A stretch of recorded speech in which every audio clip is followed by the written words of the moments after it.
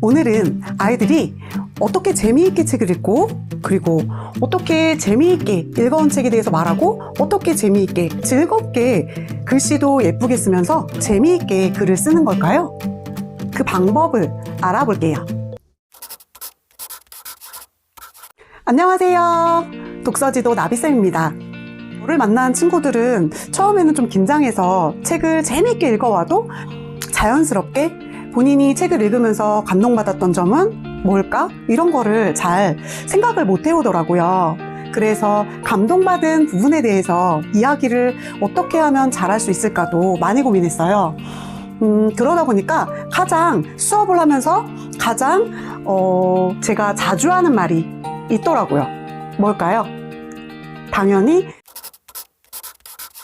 저번 영상에서도 말씀해드렸듯이 칭찬이겠죠? 근데 칭찬하는 말에는 되게 여러 가지가 있는데요.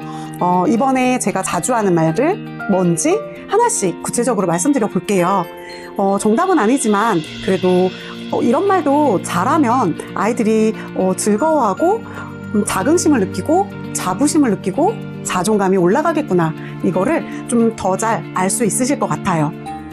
맞아. 선생님도 그랬었는데, 그렇게도 느낄 수 있구나, 그렇게도 생각할 수 있구나, 이런 말, 공감해주는 말도 자주 했었던 것 같고요. 그리고 정말 잘하는데? 와, 언제 이렇게 갑자기 많이 늘은 거야? 와, 깜짝 놀랐다. 그러면서 정말 엄지척? 이렇게 말은 하지 않는데요. 그냥 이렇게 볼 때까지 이렇게 하고 있어요. 그리고 와우, 이게 뭘까요? 하이파이브도 가끔 그러면 옆에 있던 친구들도 이렇게 그 친구가 어떻게 썼는지 궁금해 하기도 해요. 약간 질투심도 유발하기도 하고요. 나도 열심히 써야지, 뭐 이런 생각도 가지는 것 같더라고요. 그리고 좀 실수했을 때요. 아이들이 실수를 했을 때 어떻게 말해주면 좋을까요? 아니면 잘못 이야기했을 때, 글을 읽었는데, 아니면 퀴즈를 냈는데 퀴즈를 틀린 답을 말했을 때요. 그때 어떻게 하면 좋을까요? 땡! 이렇게요?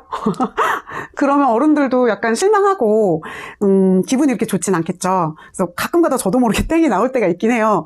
그런데 바로 말을 고쳐서 하죠. 말을 고쳐서 하는데 그럴 수도 있겠다. 그것도 맞는 것 같은데 또 다른 것도 있지 않을까? 이렇게요.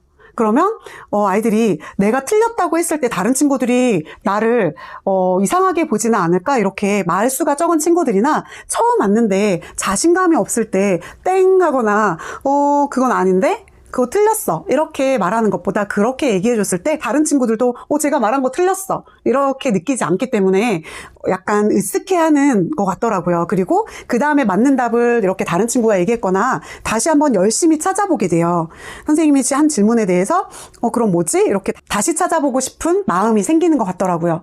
그래서 다시 찾아볼 때 맞추기도 하고요. 아니면 다른 친구들이 맞추기도 해요. 그러면 그렇죠, 아까 형민이가 말했던 것도 그것도 좀 맞는 것 같아요. 그런데 이런 상황에서는 이렇게 했을 것 같죠? 이런 식으로 한 번 더 설명을 해요. 그럼 어떤 친구들은 그 부분을 딱 찾아서 보는 친구도 있고, 그 줄을 못 찾은 친구들은 선생님 어디에 있어요? 몇째 줄에 있어요? 이렇게 적극적으로 물어보기도 하지요.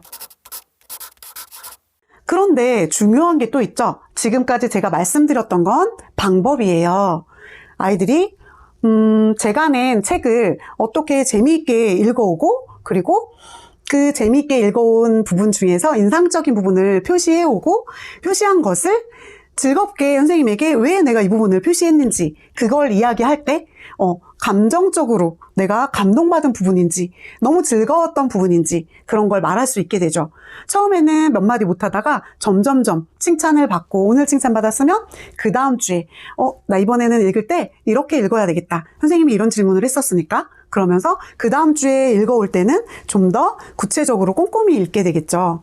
그럼 그 다음 주, 한 달이 지나고 두 달이 지나고 이렇게 했을 때는요, 그 친구가 정말 제가 물어보는 질문에 대해서 대답을 하는 거를 넘어서요, 너무너무 재미있게 읽었던 부분을 술술술술 말하기 시작해요.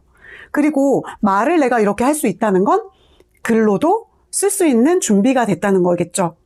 그러면 그 부분에 대해서 이렇게 이런 부분을 추가해서 쓰면 너무 괜찮을 것 같은데?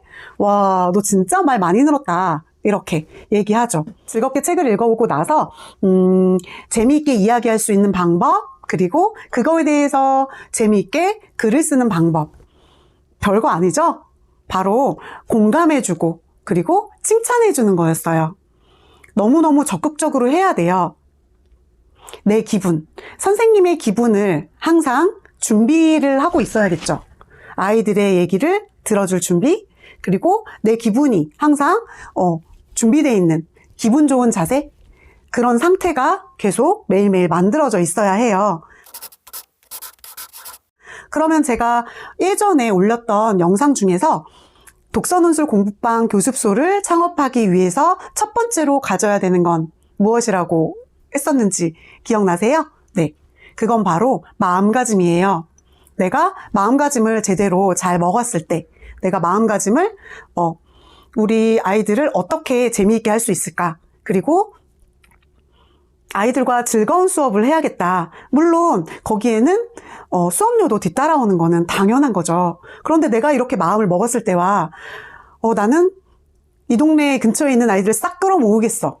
나는 이번 달에 몇 명을 채워서 홍보를 나는 이렇게 해서 몇 명을 채워서 내가 얼마까지 받을 거야.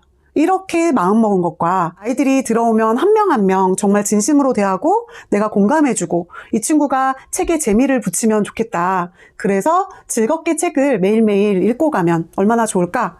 그리고 나는 그 아이에게 존경을 받을 수 있는 그런 선생님이 되어야지. 이런 마음을 가진 선생님과 나중에 1년, 2년, 3년이 지났을 때 누구에게 더 인기 있는 선생님? 어떤 부모님에게 얼마나 더 좋은, 존경받는 선생님이 될까요? 네, 두 가지 다 필요하겠지만 우선적으로 생각해야 되는 것은 마음가짐이 맞겠죠. 그러면 그런 마음가짐을 얼마나 내가 꾸준히 가지고 갈 수 있을까요? 꾸준히 가져가고 싶을 때는 또 제가 말씀드렸었던 매일 아침 일찍 일어나서 나만의 루틴을 하는 거예요. 나만의 루틴. 하나씩 처음에는 30분만 일찍 일어나셔도 될 것 같아요.